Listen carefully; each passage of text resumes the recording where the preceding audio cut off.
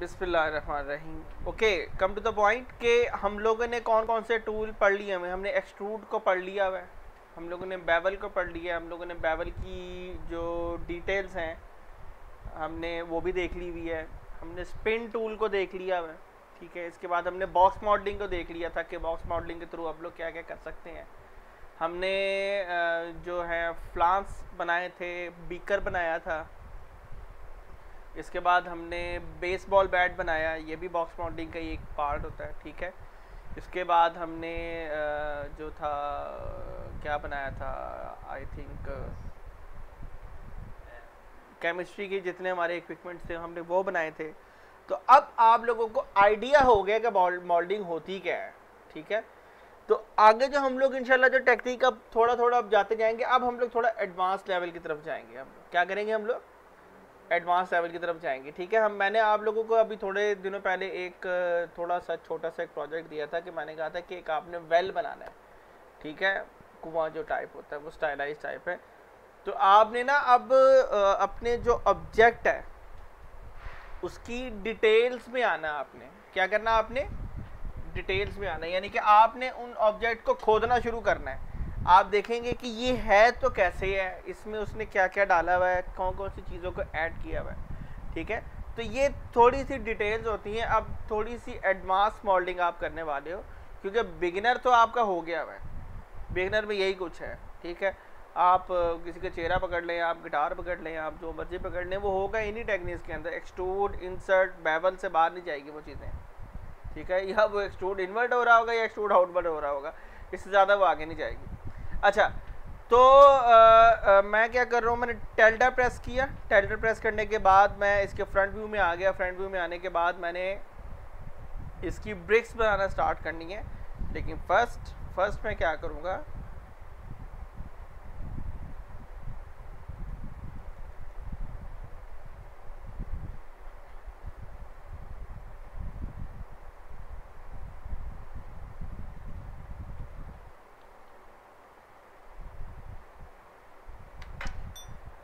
एक हमारे पास वो होना चाहिए, कोई ना कोई इसका ना रेफरेंस होना चाहिए। यही देख लेते हैं। ठीक है जी, तो अच्छा अब गौर करें, आपने ये ब्रिक्स रखी हुई हैं इसने। ठीक है, तो ये कोई भी जो इसमें ब्रिक रखी है उसने कोई डिफाइंड नहीं रखी, अनडिफाइंड है। यानी कि क्या, यानी कि ये कि आपने क्या किया, इसने टैब प्रेस किया,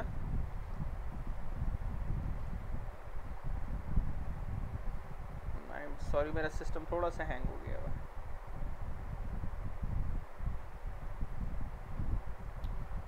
ओके, टैब प्रेस किया, मैं आ गया फेस मोड में, जी प्रेस किया और मैं आ गया वाई फ्रेम मोड में।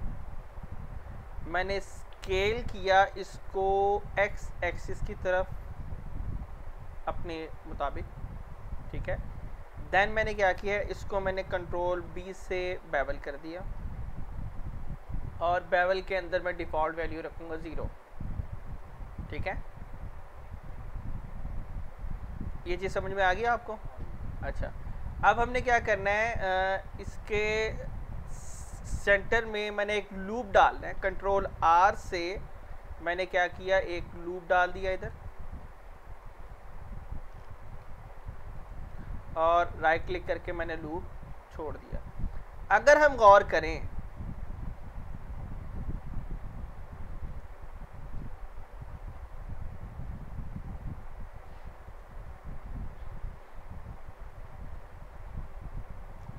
अगर आप ये देखें कि ये जो ब्रिक है ये जो मुड़ रही है, तो यहाँ पर इसके पास ऑलरेडी कोई ना कोई सेगमेंट होना ज़रूरी है, ताकि जब ये बेंड हो या ट्विस्ट हो तो क्या हो, ये इसके अंदर बेंडिंग की ऑप्शन हो। यानी कि अगर एक लकड़ी सीधी होगी, आप उसको मोड़ने की कोशिश करेंगे, वो एक टाइम पे आकर टूट जाएगी।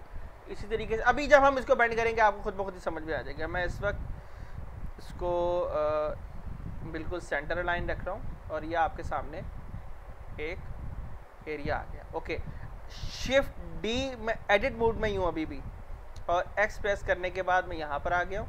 देन मैंने क्या किया, मैं टैब प्रेस कर रहा हूँ, वर्टिसेस पे मैंने क्लिक किया और इसके बाद मैं यहाँ पर अपना मूव टूल ऑन कर रहा हूँ और इसको मैं बाहर की तरफ निकाल रहा हूँ। देन मैंने क्या किया, इसको क्लिक किया। अब क्योंकि मैं चाह रहा हूँ दो बराबर से लूप मेरे पास यहाँ पर आ जाए, तो मैं क्या कर रहा हूँ, एक्स प्रेस करने के बाद अपने जो वर्टिसेस हैं या आप एज हैं इसको आप क्या कर देंगे, डिज़ोल्व। मैं एज मोड में आ रहा हूँ, एज का पूरे लूप को मैंने ऑल्ट से सिलेक्ट किया, एक्स प्रेस करने के बाद मैंने क्या किया, इसको डिज़ोल्व एजिस कर दिया। यही लो पॉली करने का तरीका है, ठीक है। इसके बाद आप दोबारा कंट्रोल आर प्रेस करेंगे। कंट्रोल आर प्रेस करने के बाद आप अपना स्क्रॉल को ऊपर की तरफ करेंगे, ऊपर की जानिब करेंगे। अब इसमें दो लूप ऐड हो गए हैं और इसके बाद आप क्या करेंगे, इसको क्लिक कर देंगे और राइट क्लिक करने के बाद आप इसको एज ए सेंटर अलाइन ही रखेंगे, तो ये बराबर से 3 हिस्सों के अंदर कट जाएगा, ठीक है। ओके, दोबारा मैं क्या कर रहा हूँ यहाँ पर, अब मैं चाहता हूँ कि मेरे पास सिर्फ यही सारा का सारा ऑब्जेक्ट सिलेक्ट हो, तो मैं एल प्रेस कर रहा हूँ और ये लिंक हो गया सारा मॉडल। यानी कि जब मैंने फर्ज करें कि आपका मॉडल ऐसा होता, तो जब आप इस पे एल प्रेस कर देंगे या इस पे एल प्रेस कर देंगे तो जो लिंक्ड मॉडल होंगे वो सिलेक्ट हो जाएंगे ऑटोमेटिक। तो क्या होगा, मैंने इसको सिलेक्ट करके यहाँ पर इसकी दाएं जानिब कर दिया है, मेरे पास एक वेरिएशन आ गई, अब 2 वेरिएशन हो गए। थर्ड मैंने क्या करना है, दोबारा एल प्रेस किया, मैंने शिफ्ट डी प्रेस करने के बाद एक्स प्रेस किया और इसके बाद मैंने इसकी एक और कॉपी निकाल दी। थर्ड वेरिएशन मैंने बनाना चाहता हूँ, तो मैं दोबारा एज में आ रहा हूँ और इसके बाद एक्स प्रेस किया। देन मैंने क्या किया, डिज़ोल्व एजेस। मैंने टैब प्रेस किया, वर्टेक्स में आया, दोबारा इसको क्लिक किया और यहाँ पर मैंने इसको अंदर की जानिब की। अच्छा, एक गलती आपने नहीं करनी, और वो ये गलती है कि आपने कभी भी अपने इस मॉडल पे जब काम करेंगे तो आपने सॉलिड व्यू में नहीं काम करना। वजह, सॉलिड व्यू में अगर मैं यहाँ पर वर्टेक्स पे क्लिक करूँगा तो यहाँ पर जब मैं क्लिक किया तो होगा ये कि मुझे तो लग रहा है कि सारे वर्टेक्स सिलेक्ट हो गए हैं, लेकिन जब मैं इसको आगे या पीछे की तरफ करूँगा तो ये मेरे पिछले वर्टिसेस सिलेक्ट नहीं हुए हैं। अगर आप ये चाहते हैं कि आपके पिछले वर्टिसेस भी सिलेक्ट हो तो आप क्या करेंगे, आप जी प्रेस करेंगे और वायर फ्रेम मोड में आएंगे। जब आप वायर फ्रेम मोड में आएंगे तो ही आपके पिछले वर्टिसेस सिलेक्ट होंगे, वरना नहीं होंगे, चाहे आप एज मोड में क्यों ना हो, ठीक है। इसके बाद हम क्या करेंगे, इस ब्रिक को हम कर देंगे छोटा और इसकी वेरिएशन यही रहेगी।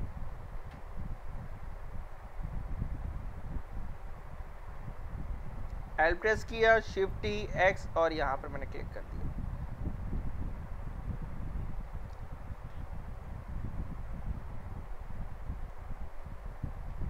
ठीक है जी, ये चीज़ समझ में आ गई आपको, ठीक है। अब मैं क्या कर रहा हूँ, इसकी जो ट्रांसफॉर्मेशन है वो मैं कर रहा हूँ लॉक।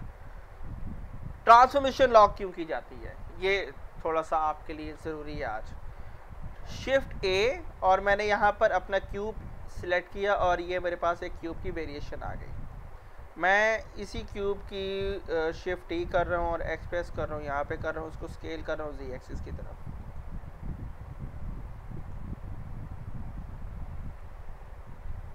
ठीक है, ओके। अच्छा, अब जो चीज़ मैं समझाऊंगा आपने उस चीज़ को नोट करना है। मैंने टैब प्रेस किया, इसके बाद मैं एज पे आया और मैंने क्या किया, कंट्रोल बी बेवल किया और ये बहुत ही अच्छा बेवल हो रहा है, ठीक है। अब यह इसी क्यूब का डुप्लीकेट है। मैंने क्या किया, दोबारा टैब प्रेस किया और इसके बाद मैंने क्या किया, एज पे क्लिक किया और डॉट प्रेस करके मैं पूरा फोकस अपने इस ऑब्जेक्ट के ऊपर कर रहा हूँ। मैं कंट्रोल बी करता हूँ तो आपको नज़र आ रहा होगा ये बेवल ठीक नहीं हो रहा। रीज़न किसी के पता हो इस सवाल का जवाब पहले से? नहीं, शेप तो हमने, हाँ कह सकते हैं शेप का फर्क, स्केल चेंज किया हमने और एग्जैक्टली ये मैक्स वाले हैं इसलिए इन्होंने जवाब दे दिया है क्योंकि एक्स फॉर्म होता है। असल में जब भी आप अपने ऑब्जेक्ट को चेंज करते हैं ना और उसकी स्केलिंग को अप एंड डाउन करते हैं या रोटेशन को अप एंड डाउन करते हो तो ये एन प्रेस कर रहा हूँ, इसको कहते हैं एन मेन्यू। एन प्रेस करने के बाद आपको नज़र आ गया कि इसकी जो डायमेंशन है वो ये है। अभी जो इसकी डायमेंशन है वो आपको 2-2 मीटर में नज़र आ रही है। अभी मैं दोबारा जब इसको शिफ्ट डी प्रेस करके मैं इसको यहाँ पे लेके आऊँगा तो अब मैं यहाँ पर क्या कर रहा हूँ, मैं स्केल प्रेस कर रहा हूँ और मैंने जी प्रेस किया तो अब आपको नज़र आ रहा है इसकी जी की वैल्यू चेंज हो गई है। मैंने दोबारा स्केल प्रेस किया और इसको मैंने एक्स प्रेस किया तो अब ये क्या हो रहा है, एक्स की वैल्यू चेंज हो गई है। यानी कि अब ये क्या हुआ, इसने अपनी वैल्यू को वेरिएबल कर दिया।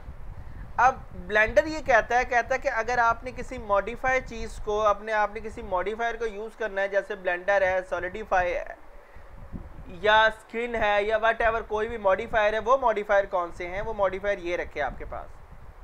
ब्लेंडर ये कहता है कि अगर आपने इन चीज़ों को अप्लाई करना है तो हमारा ये आपको पर्सनली सजेशन ये है कि आप उसके स्केल को 0 कर दो, उसके स्केल को 1 कर दो। क्या कर दो, 1 कर दो। 1 करने का तरीका कार क्या है, आप अपने ऑब्जेक्ट के ऊपर क्लिक करें, क्लिक करने के बाद आप क्या करेंगे, कंट्रोल ए, ये है आपके पास ऑल ट्रांसफॉर्मेशन। वो कहता है लोकेशन को 0 कर दूं, रोटेशन को 0 कर दूं या स्केल को 0 कर दूं। हम कहते हैं आप ऑल ट्रांसफॉर्मेशन कर दें। जैसे ही मैं देखें, आप गौर कीजिएगा इस मेन्यू की तरफ, ट्रांसफॉर्मेशन के मेन्यू की तरफ आपने गौर करना है। तो होगा क्या, जब मैं ऑल ट्रांसफॉर्मेशन पे क्लिक करूंगा तो मेरा जो ये ओरिजिन है बिल्कुल उठ के यहाँ पर आ गया 0 की तरफ। लेकिन मुझे क्या फ़ायदा हुआ है, मुझे ये फ़ायदा हुआ कि मैंने जब इसको टैब प्रेस किया और मैं एच की तरफ आया तो अब मेरे पास इसकी वैल्यू यहाँ पर क्या आ रही है, स्केल वैल्यू क्या आ रही है, 1 1 आ रही है। आ गई कि नहीं आ गई, इसकी स्केल वैल्यू 1 है, लेकिन अगर मैं इसको स्केल एक्स करता हूँ तो इसकी स्केल वैल्यू क्या हो गई, चेंज हो गई। अब इसका मॉडिफायर वैसे काम नहीं करेगा जैसे करना चाहिए। मैंने क्या किया, कंट्रोल बी किया और इसके बाद अब इसका वेवल क्लियर हो गया। तो इस चीज का आपने जरा ध्यान रखना है, बात समझ आई। आपने क्या किया, आपने अपने ऑब्जेक्ट को जब भी स्केल चेंज किया, अप किया, डाउन किया, आगे किया, पीछे किया, वट एवर जो कि आप कोशिश करें उसकी ट्रांसफॉर्मेशन 0 कर दें आप। ठीक है, क्लियर है ये चीज, ओके।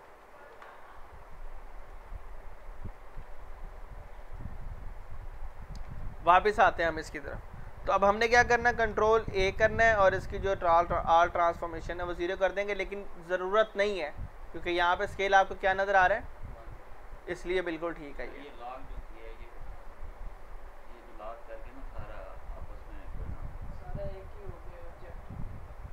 मैंने तो नहीं किया लॉक, मेरी बात सुने। अब मैंने टैब प्रेस किया था, मैं फेस मोड में चला गया था, मैंने जितनी भी मॉडलिंग की फेस मोड के अंदर ही की, मैंने इसकी एडिटिंग मोड के अंदर ही कॉपियाँ निकाली हैं सारी। अब जब क्लिक किया तो सारे इकट्ठे, हाँ, ये टैब प्रेस करेंगे तो आप ऑब्जेक्ट में आ जाएंगे।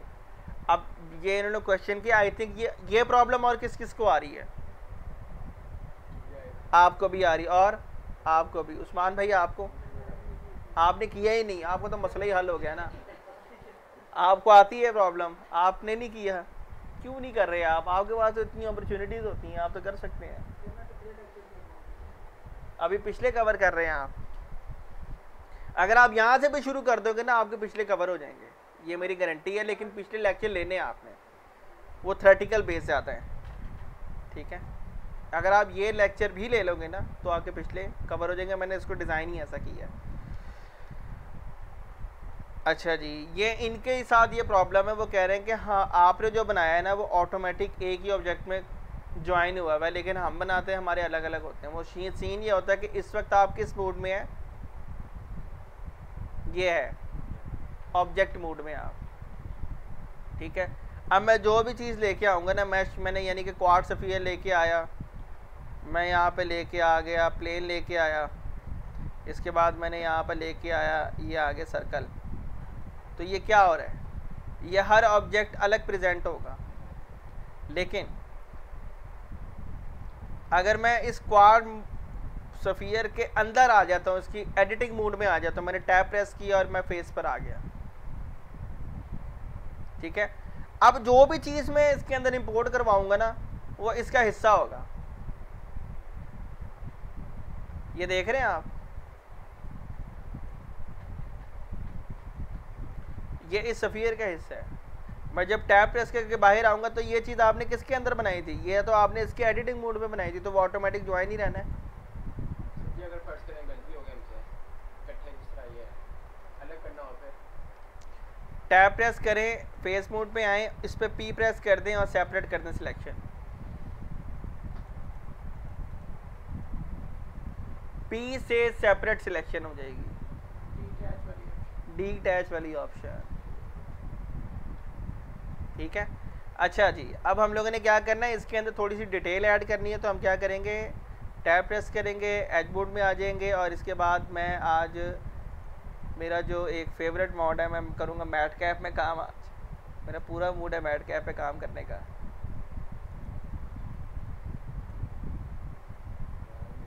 ये ठीक है, ठीक है।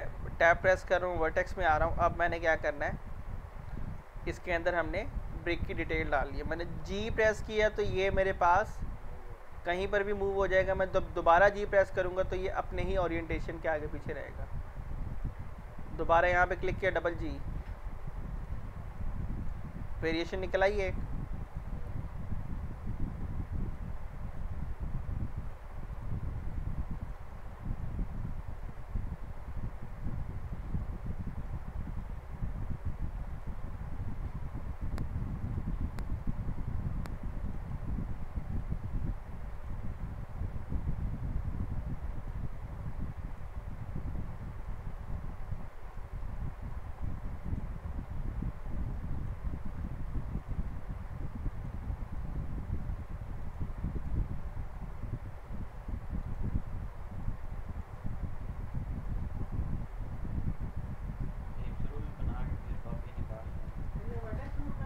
हाँ जी, मैं वर्टेक्स मोड पे काम करूँ, कर सकते हैं आप, आपकी मर्जी है। लेकिन इसके अंदर ये है कि आप वेरिएशन ज़्यादा से ज़्यादा बना सकते हैं आप। जी, ये मैंने स्केल कर दिया इसे।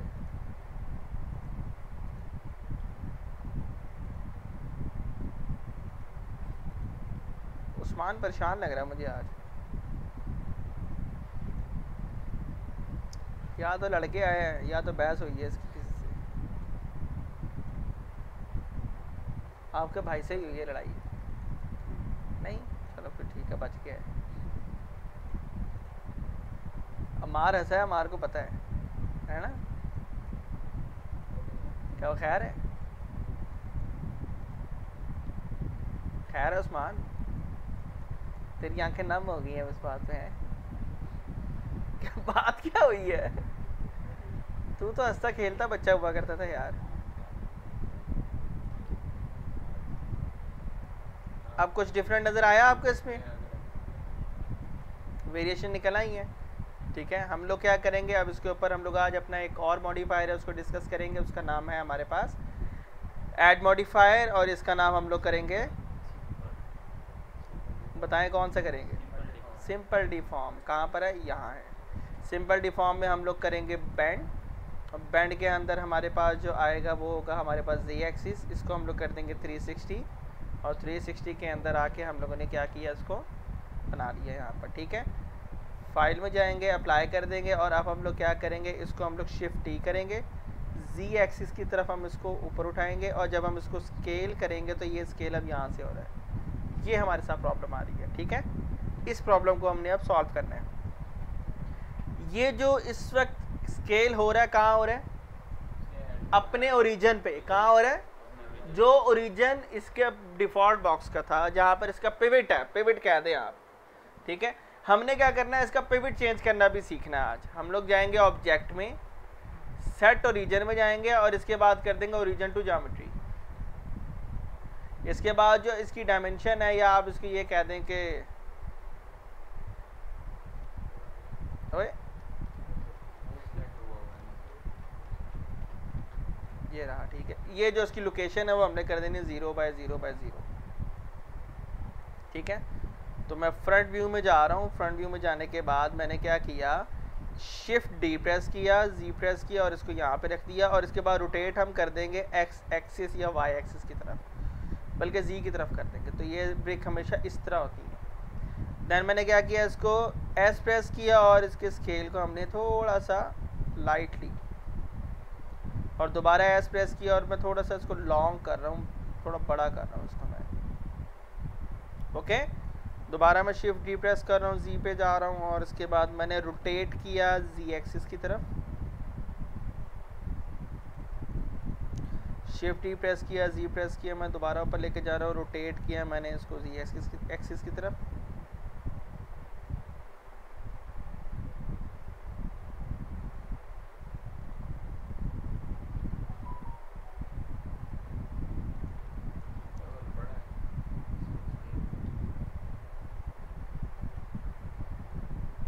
और फाइनली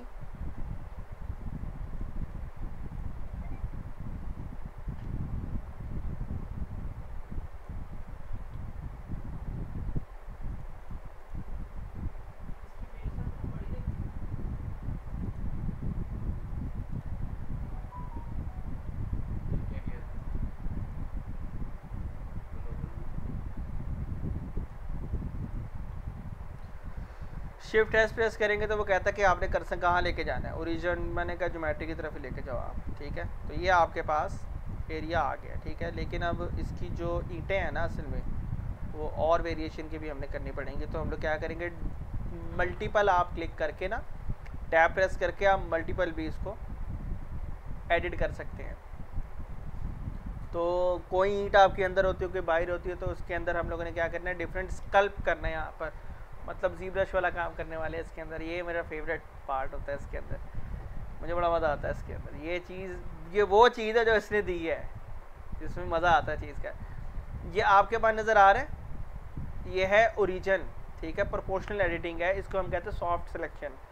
ये इसकी शॉर्टकट की है ओ, ठीक है। आपने क्या करना है, इसके बाद जब आप जी प्रेस करेंगे तो आपके पास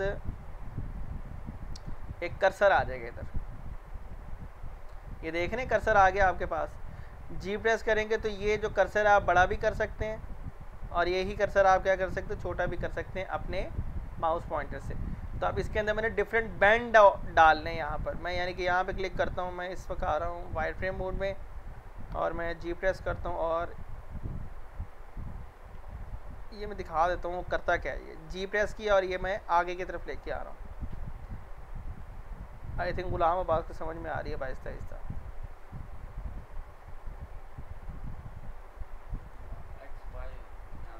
नहीं, वो हमने इसको एज अ प्रोपोर्शनल नहीं करना है सिर्फ।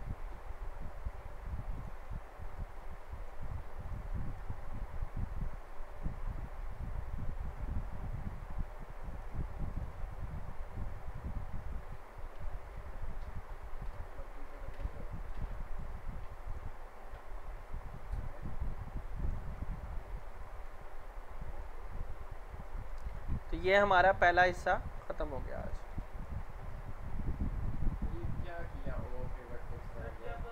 सॉफ्ट सिलेक्शन है, सॉफ्ट सिलेक्शन मतलब वर्टेक्स। देखो अगर मैं, मेरी बात सुनो, अगर मैं वर्टेक्स पकड़ करता क्या होता,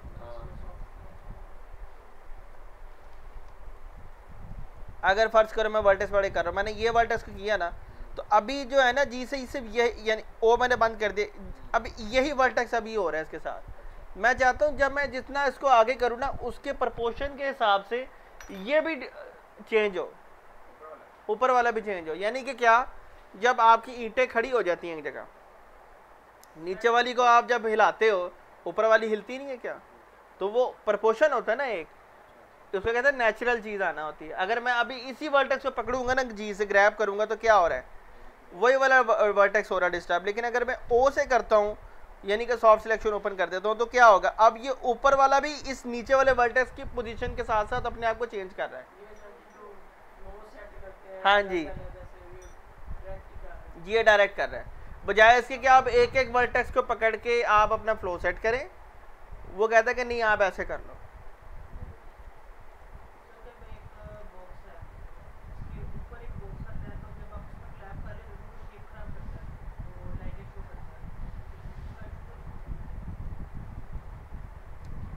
मिसाल के तौर पर ये एक बॉक्स है, आपका सवाल ये है, ये एक बॉक्स है, ठीक है, एक बार इसके अंदर एक और बॉक्स है, इसके साथ बॉक्स में डायरेक्टली जब लाइटिंग शो करता है, फिर जब आप उसको क्लैप कर देते हो वो लाइटिंग शो करता है, ये जिस तरह की ये है, हाँ तो ये इशू नहीं करेंगे अगर करते हैं, इसका आपने गैप रखना है,